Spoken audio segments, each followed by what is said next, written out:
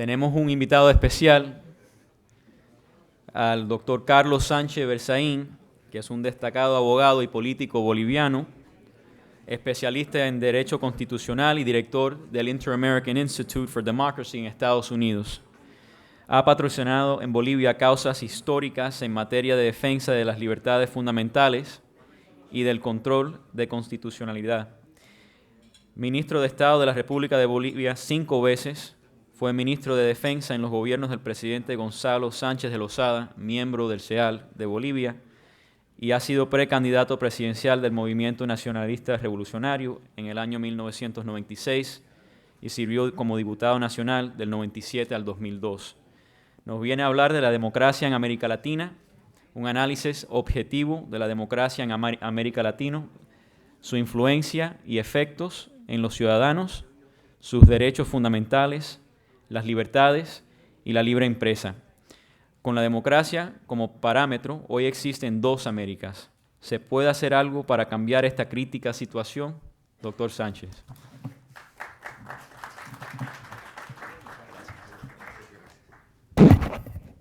Muchas gracias. Buenos días. El tema de la democracia es un tema que hasta hace unos años podía no ser muy interesante para los empresarios.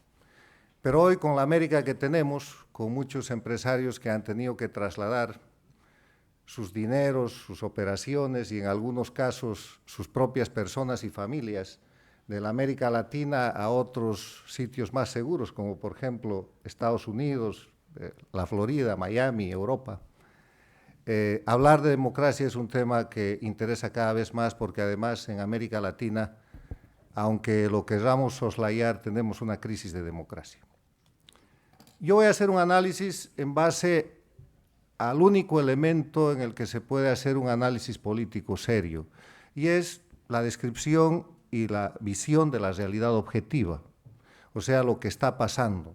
Voy a repetir seguramente para ustedes hechos, situaciones y cuestiones que conocen, que pasan en sus países y que aparecen en los diarios de toda América Latina y del mundo.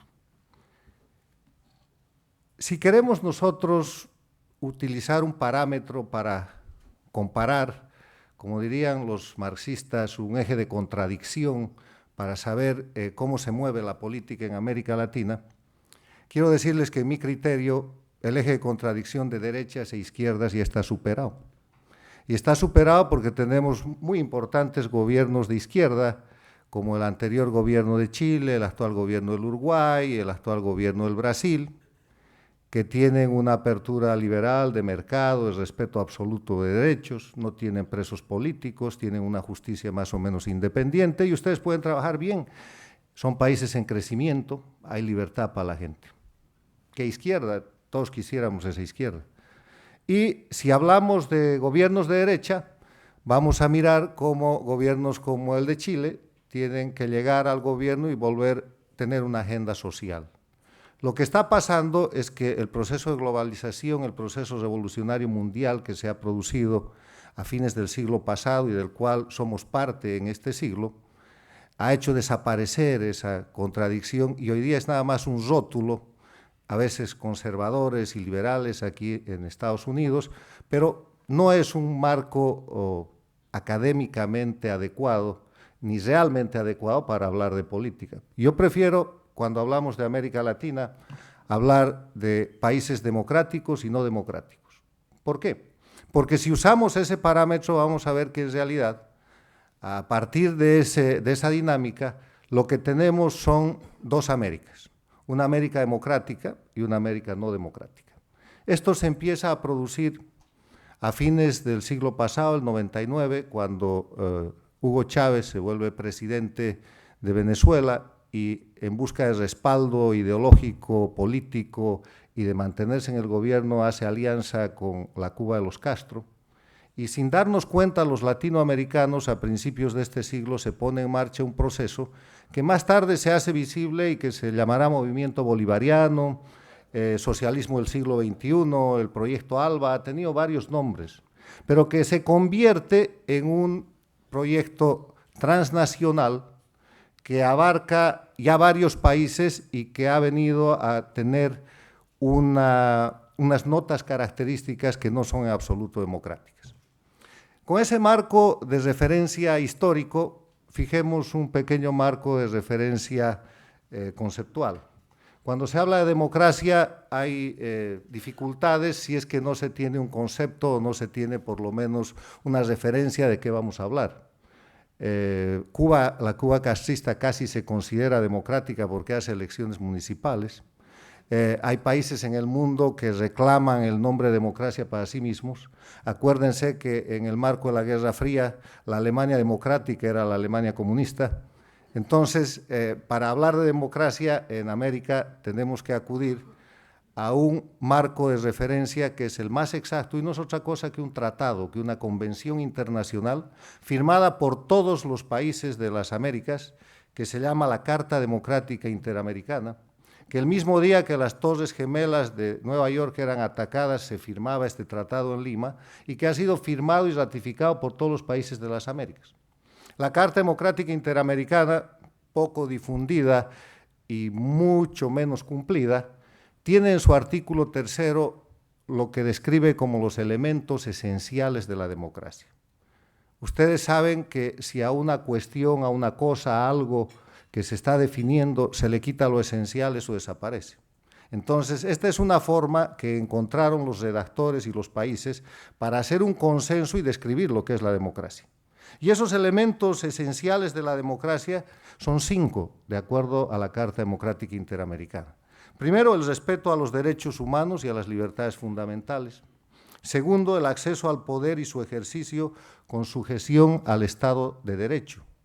Tercero, la celebración de elecciones periódicas, libres, justas y basadas en el sufragio universal y secreto como expresión de la soberanía del pueblo. Cuarto, un régimen plural de partidos políticos y organizaciones políticas. Y quinto, la separación e independencia de los poderes públicos. Si en algún país falta por demasiado tiempo uno de estos elementos, en algún país de las Américas, hay que cuestionar la condición democrática de ese país. Y si eso se hace repetitivo y además faltan todos los elementos, eso de lejos ha dejado de ser una democracia y obviamente es otra forma de gobierno. La democracia no son solamente elecciones. En verdad ustedes habrán notado que las elecciones, con la condición de que sean limpias, periódicas, libres, justas y basadas en el voto universal, son una parte, un elemento de la democracia, pero no son la democracia. Quienes han roto la democracia en la América Latina han difundido la especie y han convencido a parte del mundo de que cuando hay elecciones ya hay democracia, sin importar la índole de esas elecciones, como hemos visto casos recientes, por ejemplo, en Venezuela. Ahora bien, la situación de América Latina, gobiernos democráticos y gobiernos no democráticos. Empecemos por las buenas noticias. Gracias a Dios, los gobiernos democráticos son la mayoría en la América Latina. Son gobiernos que podemos mirarlos, que son gobiernos que respetan la ley, son gobiernos en el que rige el Estado de Derecho. Siempre tiene excepciones, pero la regla es esta. Ningún gobernante se pone por encima de la ley. O sea, el Estado de Derecho quiere decir que hay una institucionalidad que es más fuerte que las personas. No hay cambios constitucionales, porque los cambios constitucionales, cuando se han hecho, siempre han estado destinados al prorroguismo. O sea, no hay cambios constitucionales destinados a mantener en el poder a la persona que está gobernando. Hay transparencia, hay un poco más de fiscalización, o mucha más fiscalización que en los otros países. Hay libertad de prensa, hay una opinión pública libre. Son países que están en la línea de los tratados de libre comercio, de la libre inversión, del respeto a la libre contratación, del respeto al movimiento de capitales y a la libre empresa. Son países que tienen mucho más crecimiento económico que los otros, que están achicando la brecha de la pobreza y están luchando con resultados muy positivos en los ámbitos sociales. Son países donde hay libertad y donde hay seguridad jurídica y un poco más de seguridad física que en los otros. Le pueden poner el nombre que quieran, con más o menos esas son las características de países como México, Panamá, Costa Rica, Colombia, con guerrilla y todo, Chile, el Perú, el Brasil, el Uruguay, no importa que sean gobiernos de derecha o de izquierda, son gobiernos que tienen un elemento que puede resumir todo esto: previsibilidad. Ustedes saben cuándo ha de hacer la próxima elección, ustedes saben que si no pasa nada extraordinario, si no se enferma o renuncia, el presidente se va a ir en tal fecha, los senadores y diputados se van a elegir en tal otra. Hay un juego de una dinámica política donde hay una pluralidad de partidos.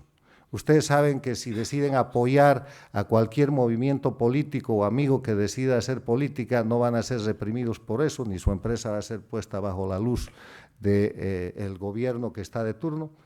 Hay previsibilidad. Los estados y los gobiernos no democráticos son todo lo contrario.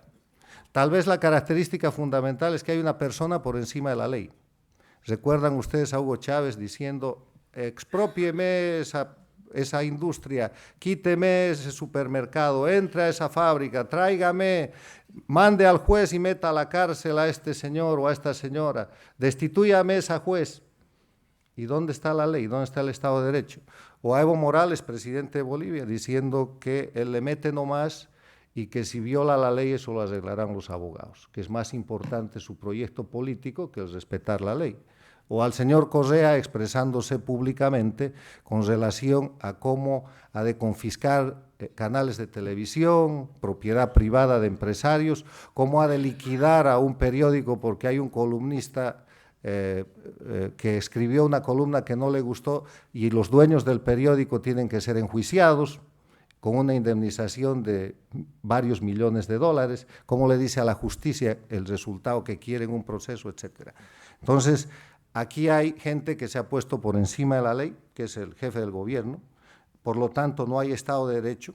Son países en los cuales se han operado cambios constitucionales para permitir la reelección indefinida de los gobernantes. Han visto ustedes la sucesión cuasi imperial en Venezuela. Legalmente, de acuerdo a la propia constitución de Chávez, Maduro no podía ser el candidato o no podía ser el presidente en ejercicio mientras se reelija. Ha roto todas las reglas, pero ahí está el presidente. En Bolivia han empezado ya el fraude electoral para la tercera reelección de Evo Morales, que de acuerdo a su constitución, a su propia constitución, y además de acuerdo a compromisos que había suscrito con la oposición, entre comillas, no podía ir a una tercera reelección. Le ha pedido a su Tribunal Constitucional una interpretación y el tribunal ha dicho que Bolivia empieza cuando se hace la nueva constitución de Evo Morales y que la elección anterior a ese comienzo histórico del nuevo país no cuenta.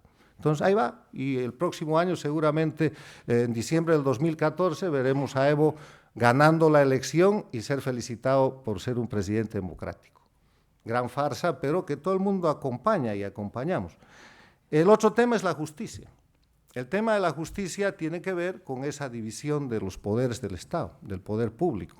La justicia tiene el gran rol del equilibrio precisamente para limitar el poder, porque si el poder es absoluto, eso deja de ser democracia. Y en estos países que no son democráticos, se ha convertido a la justicia en un instrumento del poder ejecutivo, en un mecanismo que el presidente, llámese Chávez, Maduro, Morales, Correa, Ortega, utiliza a su discreción. Para hacer eso, para lograr eso, primero han destrozado el sistema de justicia, acusando de una justicia corrupta, de una justicia politizada. En general, los sistemas de justicia de América Latina no han brillado por ser demasiado imparciales, pero en estos países están en la peor situación de la que estaban antes. La han reformado, inclusive con ayuda de cooperación internacional. Ustedes saben que la última reforma de justicia del Ecuador ha contado con el apoyo económico de la Agencia para el Desarrollo de los Estados Unidos, de USAID, a través de un fondo asignado a la American Bar Association, que ha participado en el destrozo del sistema de justicia y en la creación del sistema de justicia de Correa, que hoy trata de ser vendido al mundo como imparcial. Han convertido esto en un instrumento de represión y, a diferencia de las dictaduras de los años 70, que eran dictaduras militares que todos nosotros hemos vivido, ¿qué pasaba en los años 70? Cuando se perseguía a alguien que se oponía al régimen, en la noche o al amanecer llegaba a la puerta de su casa un conjunto de vehículos, bajaban un grupo de matones, uniformados o no, requisaban y destrozaban la casa y se llevaban a patadas a la pobre víctima, y era un preso político, un desaparecido político, un exiliado político. Hoy día, ¿qué pasa en estos países que no son democráticos y que son parte del proyecto del socialismo del siglo XXI? Llega un aviso del fiscal y después uno es convocado donde el juez y ya sabe cuál es su destino. O tiene que hacer una transacción que proponga el gobierno al gusto que quiera, ya sea entregar su empresa de comunicaciones, ya sea transferir una cantidad de acciones o pagar, como ha sucedido en Bolivia a través de un sistema de corrupción, o simplemente no hay transacción y lo que espera es la cárcel, como ha pasado, por ejemplo, se calcula que en Venezuela hoy día hay decenas de presos políticos. En el Ecuador hay gente que está por entrar a la cárcel, parlamentarios que simplemente se opusieron al régimen y que están enjuiciados con 15 años de prisión. En Bolivia está preso un hombre que apoyaba mucho a Evo Morales, un político que se llama Leopoldo Fernández, que era el gobernador de Pando y que un día lo llevaron preso a La Paz y sin juicio está ahí desde hace años. Ahora le han concedido la gracia de que porque se ha enfermado vaya preso a su casa. Entonces, la justicia se ha convertido en estos países en el instrumento de represión que utilizan, además para perseguir a la gente, porque si alguno de estos perseguidos tiene la buena suerte de escapar, inmediatamente se habla de extradición y empiezan a producir sentencias que mandan a los países democráticos con viso de seriedad y de demanda para que les devuelvan a los criminales. Se ha criminalizado la política, se ha judicializado la actividad social, porque el Poder Judicial está en manos de esta gente. Eso obviamente ha incrementado la corrupción. Y en muchos de estos países hay el tema del narcotráfico. Para no ofender a nadie, empezaré por casa, yo soy boliviano, y en mi país, cuando el presidente Sánchez Lozada dejó el poder, forzadamente el año 2003, habían 3.000 hectáreas de coca ilegal. Hoy día hay cerca de 45.000. Y no es de extrañar porque el presidente de la República es el dirigente de los sindicatos de cultivadores de la coca ilegal. Y esas 45.000 hectáreas de coca que producen 4 cultivos al año están inundando sobre todo al Brasil, a la Argentina y de ahí para Europa, a esas sociedades con la cocaína made in Bolivia. Y ese es un tema que algún momento ha de tener que ser visto con seriedad por gobiernos como el del Brasil, porque no puede tener una frontera tan grande con Bolivia y permitir que ahí se esté formando algo que no yo, por ejemplo, Univisión ya ha denominado que es un narcoestado. O por lo menos se ha preguntado si ese es un narcoestado. Y en democracia no puede haber narcoestados, porque en democracia, de nuevo, lo que tiene que regir es la vigencia de la ley.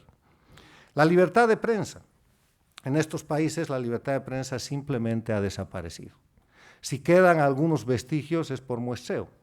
Y el ataque para el destrozo de la libertad de prensa se ha producido judicializando, persiguiendo y atacando empresarios de medios de comunicación, periodistas e inclusive los comentaristas. ¿De dónde quieren el ejemplo? ¿Quieren un ejemplo en el Ecuador, en Venezuela, en Bolivia, en Nicaragua? Tomemos uno del Ecuador. Gamavisión, TC Televisión, con el gran pretexto de estar persiguiendo una situación bancaria, lo primero que hace el gobierno es meterse al bolsillo esos canales de televisión y otros medios escritos. Y a partir de ellos empezar el ataque a medios de comunicación como El Universo, controlar el telégrafo y neutralizar y llegar a una situación en la que después de enjuiciarlos, condenarlos y perdonarlos, como el caso del Universo y del periodista Palacio Emilio, que está ahora exiliado aquí en Miami, perdonarles y obligarlos a una autocensura. ¿Ustedes creen que después de esa gimnasia que le ha debido costar, que le ha costado muchos dólares al Universo, la opinión de prensa va a ser la misma en ese periódico mientras Correa esté de presidente? Obviamente que no. Y Globovisión en Venezuela, y la venta forzada de PAT en Bolivia, y la compra con dinero venezolano de la red ATV en Bolivia y del periódico La Razón, etcétera, etcétera. O sea, ¿de cuál prensa libre están hablando? La prensa libre simplemente ha desaparecido a través de mecanismos de presión y represión en toda la línea, desde los dueños hasta la gente que simplemente opinaba en esos medios de comunicación.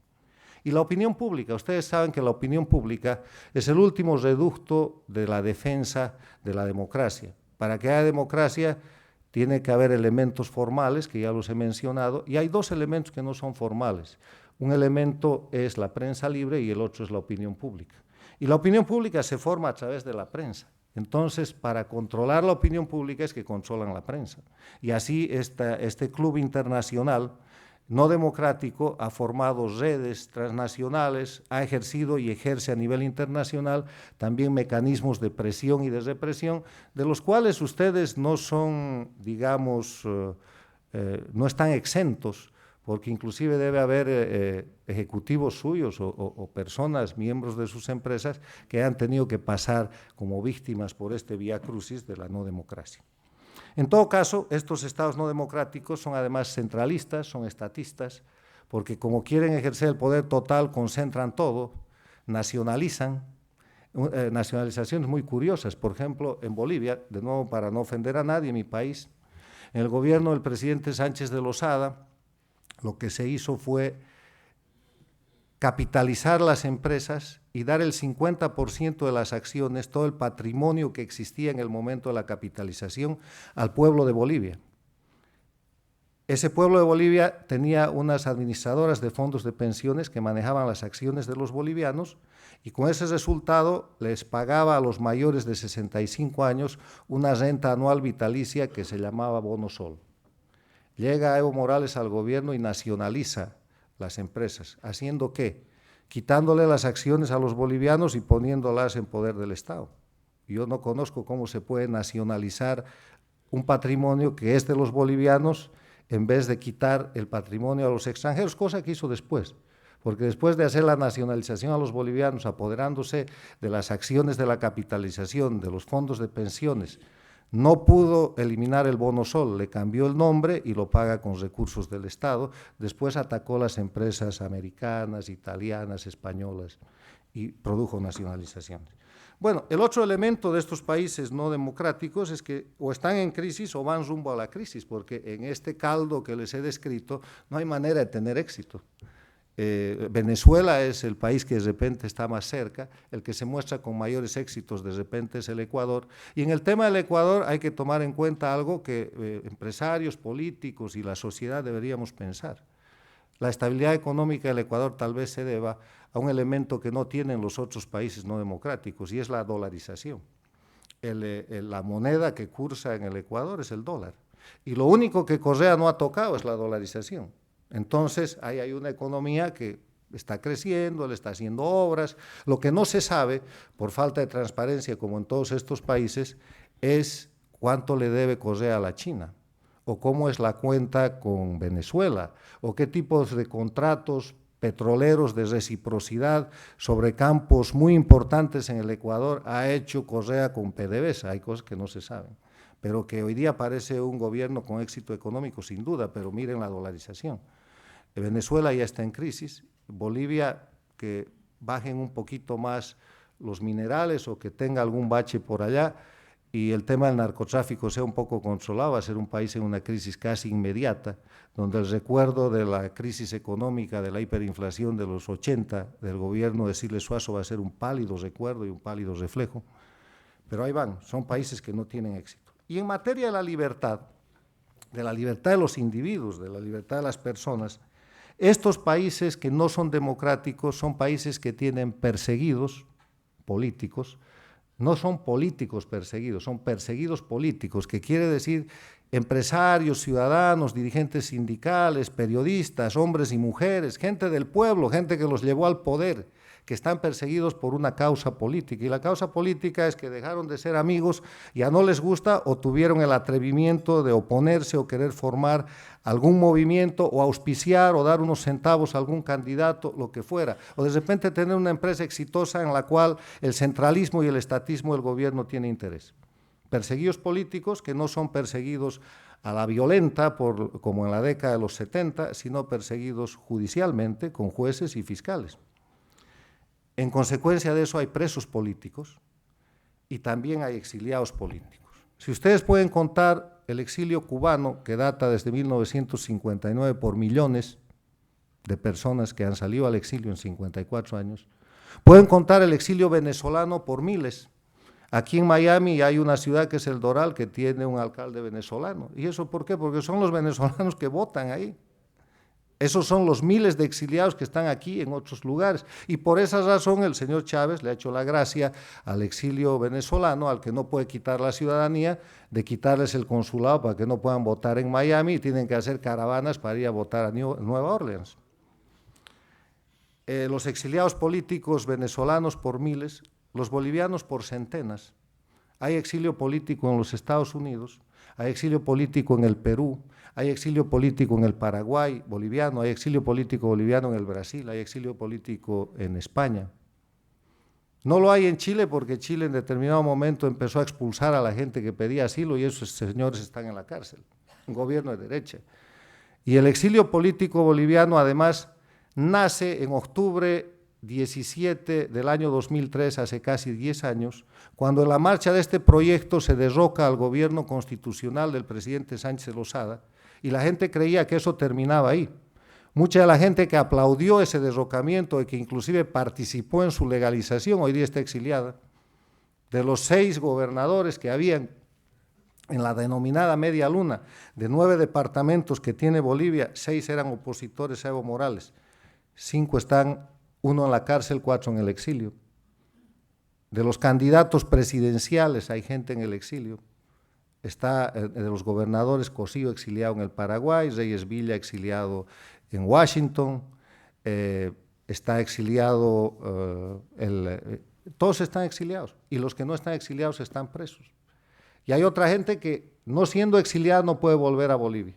Uno de los oradores que ustedes van a tener hoy día es una de esas personas, fue candidato presidencial y al ser candidato presidencial está marcado en Bolivia y en consecuencia no se le ocurra volver porque si no tiene le han de hacer un pleito, un juicio. Y las acusaciones que tienen que ser impresionantes o son de matanzas, de genocidio, o son de terrorismo o son de corrupción. Y eso es muy impresionante.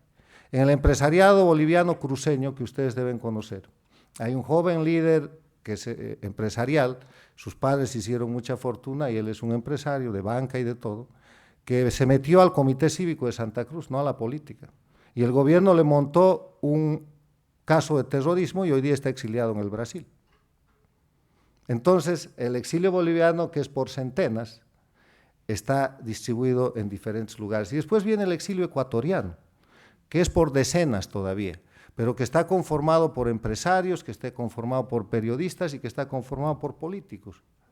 Y el exilio nicaragüense, que es por individuos que no pueden volver a su país. Estas son las notas características que marcan inseguridad jurídica, inseguridad personal e imprevisibilidad. Uno depende de la voluntad de ese presidente en un Estado no democrático y ya es hora de que eso deje de llamarse democracia. Voy a dedicar unos minutos para que hablemos en este marco de lo que son las elecciones. Un poco para dejar argumentos de estos países que no son democráticos y que dicen aquí hay elecciones y nosotros ganamos elecciones y por lo tanto somos democracia. Mentira. Porque las elecciones en esos países han roto la periodicidad. Si ustedes miran Venezuela, Ecuador, Bolivia, Nicaragua, han multiplicado los procesos electorales porque en cada elección o referéndum lo que hacían era romper la institucionalidad anterior y transformarla a su medida. Segundo, elecciones libres. No son libres, elecciones justas tampoco, y no son elecciones de sufragio universal. Les voy a explicar por qué. Son elecciones plagadas de fraude, porque así como en la física, las ciencias exactas, ustedes necesitan condiciones normales de presión y temperatura para desarrollar un experimento, porque si no hay una adecuada presión y adecuada temperatura, el resultado no es científico. En la política, en la democracia, en las elecciones, ustedes necesitan condiciones de democracia. Para que una elección sea limpia, hay que ver el antes, el durante y el después de la elección. Y estos señores cometen fraude y rompen la situación de democracia en esas 3 instancias. Antes, ¿cómo lo hacen? La identificación, la controla el gobierno. En mi país, antes la controlaba la policía, hoy día la han entregado a una cuestión civil del gobierno que está controlada por los cubanos. O sea, si manejan su identificación, ya manejan todo. Porque de ahí viene el proceso de inscripción. Después de la inscripción determinan dónde la gente va a votar. Después vienen las inscripciones de los candidatos, a quienes en general, si son muy fuertes o representan algún peligro, anulan con un juicio. Miren al señor Rosales en Venezuela, miren al candidato López en Venezuela, que hubiera inhabilitados. De esos hay decenas en Bolivia y hay gente también que ha pasado por ahí en el Ecuador. El propio hermano del presidente del Ecuador, que escribió el libro El Gran Hermano, Fabricio Correa, ha sido inhabilitado judicialmente para que no haga su partido político y vaya a la anterior elección. ¿Por qué? Por las cortes electorales del señor Correa, que en estos países no son imparciales. Y en la campaña electoral, que es el antes al día de la elección, ¿quién puede competir con la plata, con la prebenda, con la propaganda y con el control absoluto de los medios de comunicación que tiene el gobierno de Maduro, el gobierno de Correa, el gobierno de Ortega o el gobierno de Evo Morales? Nadie. Son heroicos los venezolanos que se han metido en esa campaña, que ciertamente han debido ganar, pero que no hay manera que demuestren. Durante el día de la elección, ¿cómo viene el fraude? Si el candidato de oposición no tiene control electoral en cada mes, está liquidado. Le pueden cambiar los votos. Hay comunidades cerradas, manejan el sistema de computación. Aunque esta es la situación en que menos fraude electoral se comete, incluso los observadores internacionales están reducidos a mirar los lugares donde las elecciones van bien, y por eso gente que en un momento fue hasta cómplice de Chávez, la Fundación Carter, ahora ya no quiere ser observador, porque ya es tan grosero el tema que no quiere estar presente allí. Y después de la elección también se hace fraude, en el conteo de votos, en el recuento. El señor Capriles ha pedido recuento de votos, le han dicho primero que no, después le han dicho que sí, después le han dicho no hay nada que recontar porque no hay los votos. Esos desaparecen una vez que se han producido. Entonces, ¿qué condiciones de normalidad democrática? Además, cuando uno recurre al órgano electoral, que es del gobierno, y cuando el órgano electoral no funciona, recurre a la justicia, que es del gobierno, en eso está Capriles, y la prensa, que es del gobierno, termina con el pobre tipo. ¿De qué están hablando? Es como ir a un partido de fútbol donde el adversario es el dueño del estadio, el público, del árbitro, de la policía para que te pegue si es necesario, y de la prensa para que diga que te has tropezado. Entonces, ¿de qué democracia hablamos en estos países? No existe. ¿Qué nombre le vamos a poner a estos países que no son democracia? En eso ha habido un largo decurso, un largo proceso. Países autoritarios, países totalitarios, países no democráticos. Ya se ha empezado a llamar las cosas por su nombre. El expresidente del Ecuador, Osvaldo Hurtado, ha llevado el liderazgo público en esto y las llama dictaduras del siglo XXI. Es un libro que les recomiendo. Osvaldo ha escrito un libro en español y en inglés, dice Dictaduras del siglo XXI, el caso ecuatoriano. Porque saben ustedes que una dictadura, por duro que suene, no es una definición muy difícil. El tema es que una dictadura es simplemente un gobierno en el cual se impone la voluntad de un individuo, rompiendo la estructura jurídica o la institucionalidad que existía previamente a la llegada de ese individuo al gobierno. Está desde el diccionario de la Real Academia de la Lengua hasta las definiciones más complejas, en eso sí hay uniformidad. O sea que estamos frente a un proyecto transnacional, articulado, orgánico, con proyecto político, con mucho dinero, con medios de comunicación, que tiene un socio que hasta aquí no he mencionado, que es la Cuba castrista, la inspiradora de todo este tema y la responsable del manejo político, y que tiene el dinero de Venezuela, Chávez, y parece que está en merma ahora, y que ha desarrollado un proyecto transnacional donde ha creado dictaduras del siglo XXI en 4 países, Venezuela, Ecuador, Bolivia y Nicaragua, y ha fracasado en otros. Ha fracasado en Honduras, pero ¿cuánto le ha costado a Honduras hacer fracasar ese proyecto? Ha fracasado en el Perú, porque auspició por 2 veces la candidatura de Ollanta Humala, y cuando Ollanta quiso llegar al poder de la mano de nuestro amigo Vargas Llosa, tuvo que pasar al otro lado y no quedarse en la línea del socialismo del siglo XXI.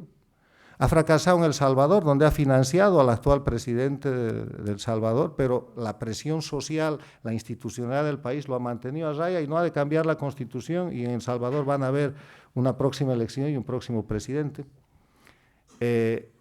Ha fracasado en el Paraguay, donde cuando se le ocurrió al obispo presidente ir al cambio constitucional, hubo un freno en el Congreso que se llamó golpe de Estado, pero han fracasado.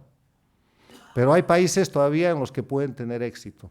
La mala noticia es que controlan 5 países, una dictadura absoluta, Cuba, 4 dictaduras del siglo XXI, y la buena noticia es que van de bajada. Van de bajada porque básicamente la gente se ha empezado a dar cuenta, ellos empiezan a tener problemas sociales y económicos y eso trae mucho conflicto. Voy a terminar diciéndoles que esta exposición no sería completa si no les dejara por lo menos la sugerencia y la preocupación de qué podemos hacer frente a esto. Cuando se mira de afuera, cuando se mira desde el Brasil, cuando se mira desde el Uruguay, cuando se mira desde Chile, desde el Perú yo tendría cuidado porque este mecanismo del socialismo del siglo XXI ha desarrollado mecanismos de presión y de represión. Y uno de los mecanismos de presión internacional es que te pueden montar una movilización social, entre comillas, en el país que quieran. Y esa movilización social está obviamente financiada. Si no comparen el nivel de conflictividad de la década de los 90, en la última década del siglo pasado y la primera década del siglo XXI. Aquí no había Cuba financiada en la década de los 90, entonces el nivel de conflictividad era pequeño, era local y era manejable por cada gobierno. Cuando se instaura la dinámica internacional del socialismo del siglo XXI y muchos políticos no la vemos a tiempo, empieza un nivel de conflictividad sostenido que solo es posible cuando se financia. Yo no creo en la espontaneidad de movimientos políticos que pueden estar 15 días o 3 semanas en la calle con gran soporte y con gran capacidad de violencia y gran prensa internacional, que es precisamente la de este grupo. Entonces, hay que mirar eso, pero yo decía que yo no me iría tranquilo si no les dejo algunas ideas de qué se puede hacer frente a esto. Los invito a constatar cada una de las cosas que les he dicho. Y como dicen los magos populares en los mercados de nuestros países, indíqueme si le miento para que yo pueda aclarar un poco más la explicación. ¿Qué podemos hacer? Hay 2 opciones. Primero, dejar que esto siga pasando y se van a caer solos. Es posible. Cuba está en ese intento 54 años, ¿no? O sea, es posible que los venezolanos tengan que tomar un poco más de tiempo y que tengamos que ver algunos más de los buenos emprendedores aquí. O la otra posibilidad es hacer algo. En el hacer algo tengo algunas ideas. La primera idea, que no cuesta mucho, es ponerlos en evidencia. No podemos seguir llamando democracias a los países dictatoriales del socialismo del siglo XXI. Venezuela con el señor Maduro no es una democracia. Es una dictadura y el señor Maduro es un dictador. No es un dictador militar, aunque a rato se pone uniforme este señor, de la década de los 70. Es un hombre que está por encima de la ley, que maneja la justicia a su antojo, que tiene un país con presos, perseguidos y exiliados políticos y no le pueden decir que es un presidente democrático. De las últimas cosas que ha hecho la política exterior norteamericana, yo creo que una de las rescatables es que no ha reconocido al gobierno de Maduro. Es otro tema que otro día podemos charlar, por qué gobiernos democráticos como el de Colombia, como el de Chile y el Brasil han corrido a reconocer a ese presidente. Miren las relaciones políticas y económicas y van a encontrar explicaciones muy justificables para estos países que tienen que precautelar primero su interés, pero muy dañinas para el tema de la democracia. Empecemos por llamar las cosas por su nombre. Pongámoslos al margen de la democracia. Otra sugerencia, cuando eso se logre, hay que presionar por una campaña tanto nacional en los países afectados como internacional para retornar a la democracia. Porque en la época de los 70, de las dictaduras militares, se volvió a la democracia cuando había una presión internacional adecuada y cuando se le ocurrió al gobierno americano hacer de la democracia un paradigma de su política exterior. Y funcionó. Cayeron todos los dictadores militares menos Castro, pero cayeron y entramos a unos procesos de democracia a fines de los 70, principios de los 80 en toda la América Latina. Y a nivel internacional, hay que generar vergüenza, por lo menos, en los organismos que, como la OEA, de Insulza, están al servicio, porque ahí tiene mayoría este esta sociedad del socialismo del siglo XXI al servicio de los dictadores.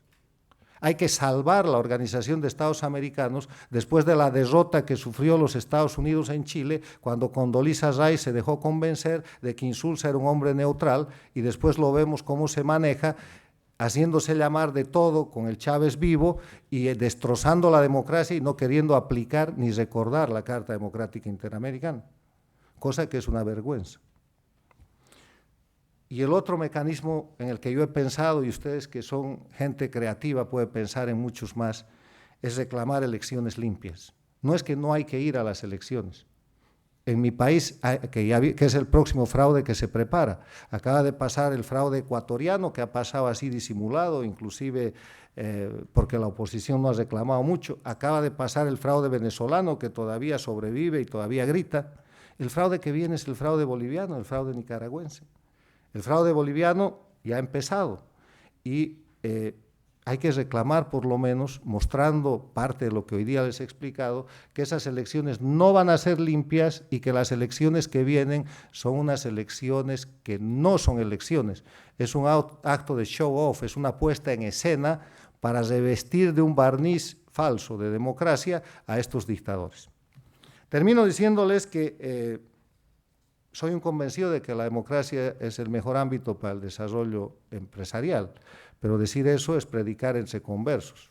Ayer, cuando yo comentaba con un académico latinoamericano aquí en una universidad que venía a charlar con ustedes, me dijo, pero hombre, un académico de esos que eran de izquierda y que han sufrido el castigo de ser exiliados y terminar de ciudadanos americanos. Y él me decía que ¿qué cosa? Me dice, porque hay empresarios que no creen en la democracia, porque no creen que la democracia sea un buen negocio. Creen que ellos pueden ganar dinero en cualquier ambiente. Conozco de esos empresarios que cuando llegó Chávez al gobierno, además de haberlo financiado y prestarle sus aviones, le decían que lo podían controlar. Conozco de esos empresarios en mi país que llevaban a comer a Evo Morales a su casa y hoy día están exiliados aquí porque les han volado su empresa aérea y sus empresas comerciales, los conozco. Cuidado, pasa eso. Lo que quiero dejar nomás como mensaje es que en el tema de la democracia tiene que empezar a ser, el tema de la democracia mejor, tiene que empezar a ser parte del negocio de los empresarios serios. Gracias.